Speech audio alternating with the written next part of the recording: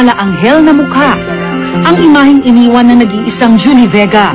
Napakalaking artista ng isang Julie Vega that time, di ba? Talagang super dami ng kanyang fans and in demand sa movies, TV.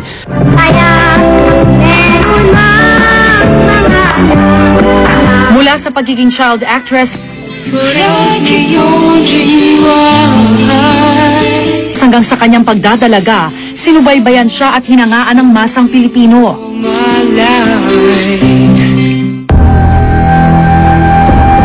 Pero hanggang ngayon, isang malaking palaisipan pa rin daw ang kanyang maagang pagkamatay.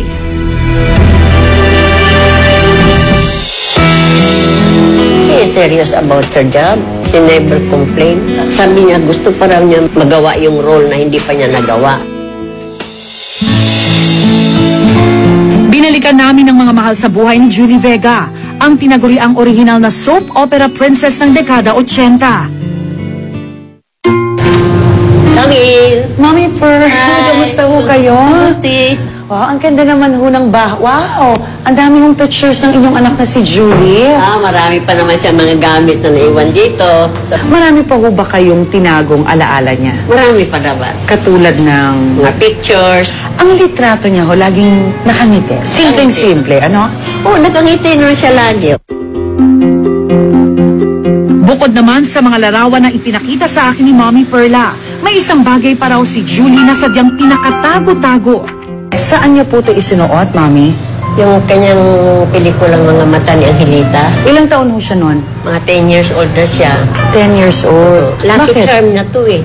Ah, talaga? Kumikita na yung pelikula.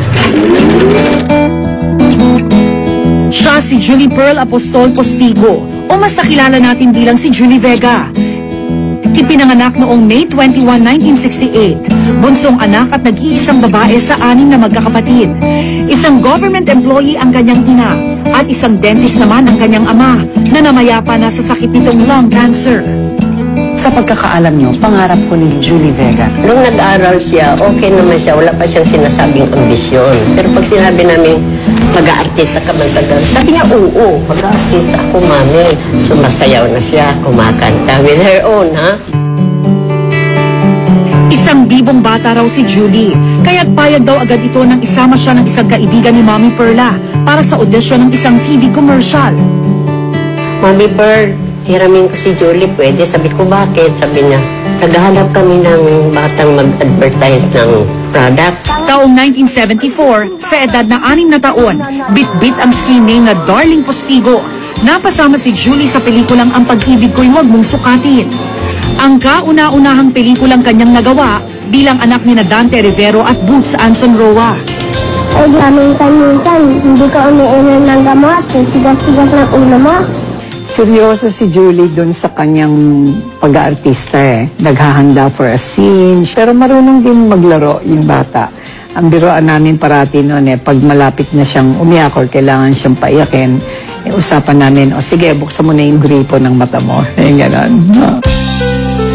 Taong 1978 naman ang maganap ang Larry Santiago Productions ng isang bata na gaganap na bida sa kanilang pelikula. Naghahanap sila ng batang mahabang buhok, magandang mata, mistisa. Maswerte naman daw na nakuha ito ni Julie Vega dahil bagay na bagay raw siya sa role ng bida sa pelikulang Ang Mga Mata ni Angelita.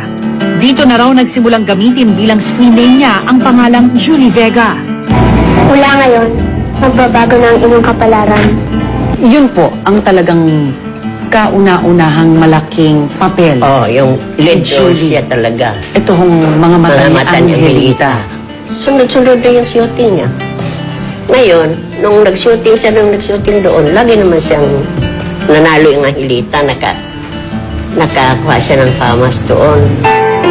Kinilala agad ang husay sa pag-arte ng batang si Julie Vega. Pinarangalan siya bilang Best Child Actress para sa Ang Mga Mata ni Angelita mula sa FAMAS Award. Taong 1979, napasama naman si Julie Vega sa pelikula ni Fernando Poe Jr., ang pelikulang Durugin si Totoy Bato, kung saan nakatanggap ulit si Julie Vega ng Best Child Actress Award mula sa FAMAS. Base ko sa obserbasyon niyo pag nagtatrabaho, ano ho bang klaseng pagtrato ang ginawa ho ni The King sa Ay, inyong ang anak? bait-bait nila. Kingkoy siya pag naumpisahan na nahuli mo na yung ano niya. Prior to that, ang tumawag sa akin ang Channel 9. Kukunin si Julie to play the role of Flor de Luna. Si Janice noon wala pa. Ngayon hindi namin tinanggap dahil sabi namin, binabawalan kami ni Larry Santiago tumanggap kahit saan sa TV. Ang ganda ng nila, ng teamwork nila. Kapag pinanood mo silang dalawa, bagay na bagay silang magtatay. Pero muling nagkaroon ng pagkakataon si Julie Vega na maging bida sa isang TV soap opera, ang Annalisa noong 1980. Mahal ko naman kayo eh. Kaya sabi, mahalin niyo rin ako. Nag-grade kami ng mataas at natalo namin yung Flor de Luna. Hindi na namin pinabayaan talagang. Every now and then, nag-meeting kami. At kung ano yung gusto ng tao, yun ang binibigyan namin. Talagang kung ano yung nakikita sa television, yun siya. Sa kasagsagan at kasikatan ni Julie Vega sa telebisyon, kabi-kabilang pelikula pa rin ang kanyang ginawa. Nasaktan ka ba? Katunayan, noong 1980 ay 4 na magkakasunod na pelikula ang ginawa niya sa ilalim ng Larry Santiago Productions, ang anak ng Atchay. Mama, umiiyak po ba kayo? Dito ba tawa? Angelita, ako ang iyong ina. Kapit gatas. Itay, ba't palagi tayong tinutukso ng kapit-gatas sa mga kapitbahay natin? Pero ano magagawa natin? Anak, ngayon talaga ang kulay natin. Kapit-gatas tayo. At pompa. Kamusta po kayo? Pagkain naman din, lukot-lukot may name is. Para madaling tandaan, tawagin niyo lang ako ng pompa. Tingin niyo po, Mami, nag-enjoy si Julie sa showbiz career. She did. She really did. Sa edad na 13 anyos, napabilang si Julie sa mga prize talent o mas kilala bilang Regal Crybabies. Kung saan nakasama niya ang dating child actress na si Snooki Serna. At ang bida ng Flor de Luna na nooy kakumpetensya ng Annalisa, si Janice de Belen. Tsaka magaling sila umiyak. Si Janice, siya, si Snooki, si Maricel. Bakit ang magaling umiyak si Julie? Sa kanya lang yun, walang nagturo sa amin. Even her acting, it was her own. Talaga yatang pinanganak siya ng ganun. May tuturing nga raw na isa sa mga paboritong Regal baby noon si Julie Vega. We signed up contract sa Regal. And of course, masaya kami. Dahil kahit sa pelikula, magkakasama pa rin kami sa production, sa film production, like particularly sa Regal, kami pa rin ang magkakasama ron. Dahil na rin daw sa dami ng nagawa niyang mga pelikula under Regal Films na pawang certified box office hits. Nang sumunod na taon, 3 sunod-sunod na pelikula pa ang kanyang nagawa. Noong 1983, ang Don't Cry For Me, Papa, Where Love Has Gone, at Daddy's Little Darlings.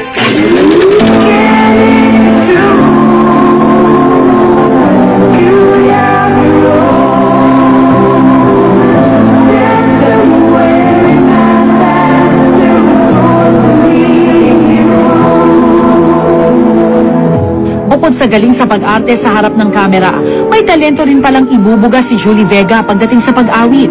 Katunayan, si Julie Vega mismo ang umawit ng mga theme song na ginamit sa ilang mga pelikulang ginawa niya. Don't Cry For Me, Papa. Yung Dear Mama, Where Love Has Gone. Gano'n niya ako kamahal ang pagkanta?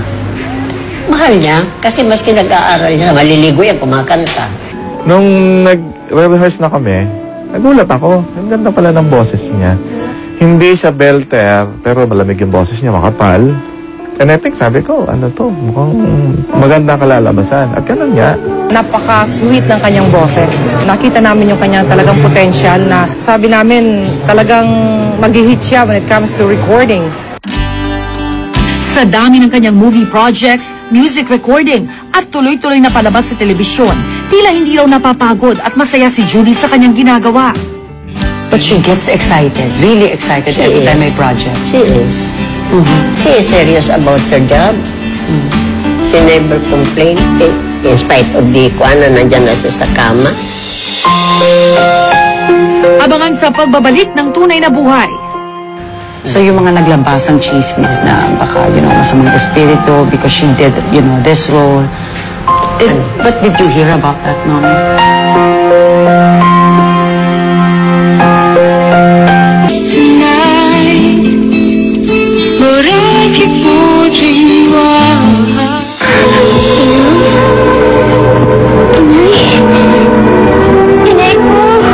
Tatlong dekada na ang nagdaan mula nang paiyakin niya ang mga manonood. Sino ba naman ang makakalimot sa maamong mukha ng tinagurian noon na soap opera princess na si Julie Vega? Naintindihan ko naman yun eh. Siya yung maamo yung mukha niya. At saka, parang ang bait-bait niya tingnan. Isang batang magaling kumanta at saka matalino. Kasama ka sa kanya! Hindi ako sasama sa kanya! Magaling siyang umarte. At saka gustong-gusto ko siya pag lalo na pag umiiyak siya. Nakakadala yung pag-iyak niya. Bukod sa mga taong umiidolo kay Julie Vega, nakilala pa namin ang maituturing daw na #1 fan ni Julie na si Lester. Ipinakita niya sa amin ang mga memorabilia ng kanyang idolo. Pasensya na kayo, mahal na birhen. Hindi ko kayo malilinisan ng mabuti. It all started kasi sa mga mata ng Hilita, and after watching the film, sobrang yung mga bata at may age at that time, sobrang nagustuhan na kaagad si Julie. Bumili pa lang ako ng pictures nun sa studio kasi during that time, nung 80s, maraming binibenta talaga sa mga studios noon. So, bumili ako ng 1, 2, 3, hanggang sa bumili na ako ng mga magazines before. Yun, tapos may clippings din ako. Actually, wala na lang akong time na halongkatin yung mga yun. Pero I have other collections pa bukod dito sa nakikita niyo. Sa pictures naman, actually, I have 6 albums aside from dito. So dito, I have a complete mga collections. Like yung from the notebook, nandito siya, I make it turn into a picture. Tapos nandyan yung mga movie posters. So ito naman yung mga collections ko ng actually DVDs and CDs. Yung mga films niya before and even yung shinare sa akin ng family. Yung mga guestings niya before when she was alive. Yung mga nagpa-plug siya before ng mga movies niya, TV guestings and all. All of them, anything basta pwede ko siyang i-collect. Through the years, hindi ako humihinto. Until now. Nakilala rin namin si Sheila Villamor, ang author naman ng ilalabas na librong The Untold Story of Julie Vega.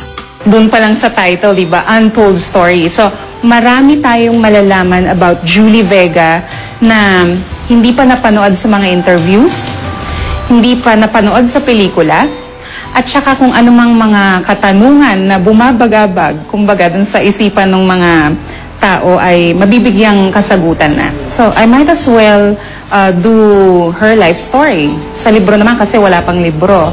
So, meron ng movie, napalabas na yung life story of Julie Vega, and then meron ding TV show.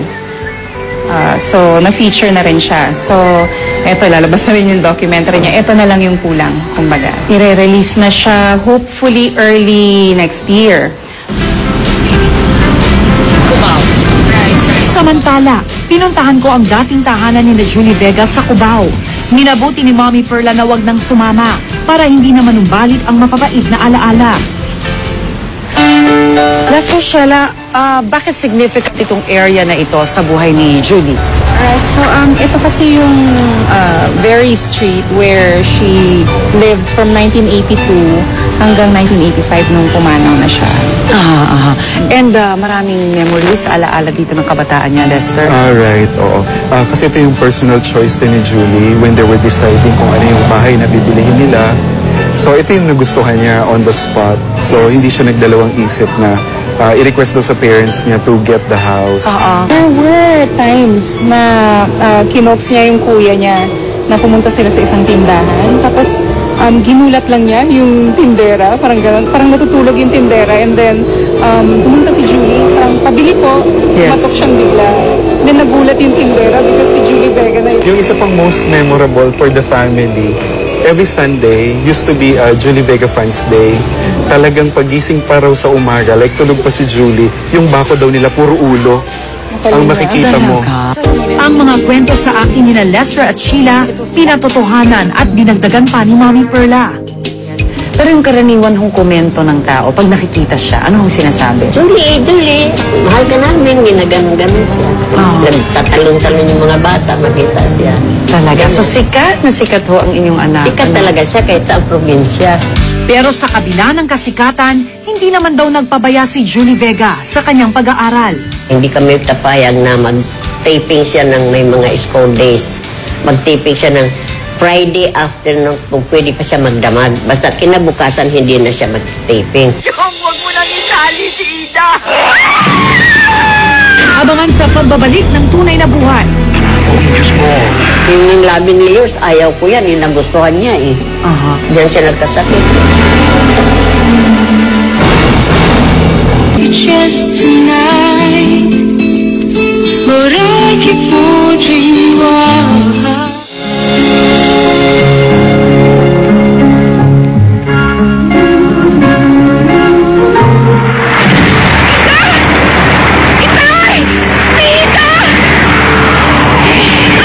Nasa rurok ng kasikatan noon ni Julie Vega, kaya't bawat proyekto niyang gawin talaga namang pinag-uusapan ng lahat. Lalo na raw ang huling pelikulang kanyang ginawa, ang Lovingly Yours, Helen, the movie, kung saan gumanap siya bilang si Ida. Kung Diyos mo, aking kabasyon. Yung 11 years, ayaw ko yan. Yung nagustuhan niya eh. Diyan siya nagkasakit eh. Ano hong role ito? Exorcist siya eh. Parang exorcism yun. Inaikalagan niyo na ako. Siguro a month after that, doon na siya nag-umpisang magkasakit. It was her last movie. That was the last movie of 14-15. Pagkatapos gawin ni Julie ang pelikula, tuluyan na siyang nagkasakit. Bakit ho labas-masok siya sa ospital? Dahil she's getting weaker? Yeah. Sabi ng doktor sa amin na the spinal nerve, unti-unti raw na ninisnis. Okay. Kung lalakad siya sa ospital, di siya makalakad mag-isa kung hindi, kasi sisigsag siya.